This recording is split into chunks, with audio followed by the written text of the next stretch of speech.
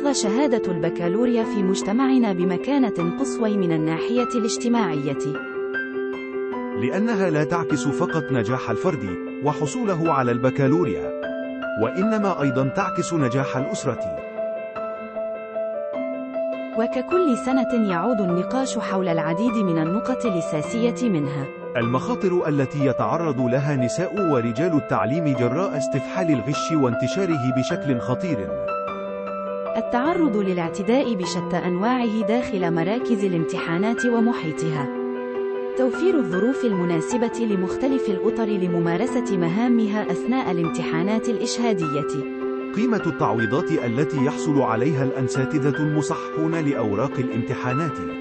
لهذا فإننا نطالب الجهات الوصية على القطاع كل من جهة اختصاصه بما يلي: الرفع من قيمة التعويضات والمحددة في 4 دراهم لأوراق امتحانات البكالوريا، ودرهمين للمستويين الإشهاديين الثالثة ثانوي إعدادي والسادسة ابتدائي، بالإضافة إلى أنها خاضعة للضريبة بنسبة 17%، لأنها تعويضات هزيلة ولا تعكس بتاتا المجهود المبذول من طرف نساء ورجال التعليم.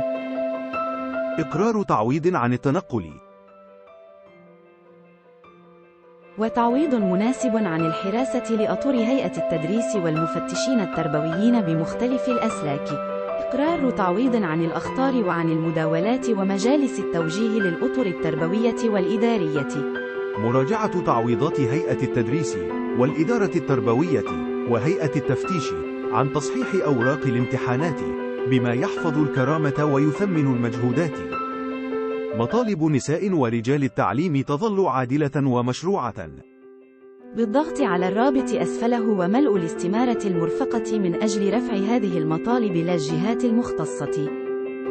فإننا نقترح عليكم مشاركة هذا الشريط مع زملائكم.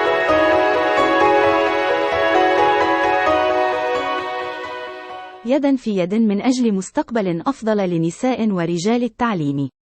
كما نطلب منكم التبليغ عن أي مشاكل تعترضكم أثناء الامتحانات من أجل مساعدتكم في حلها.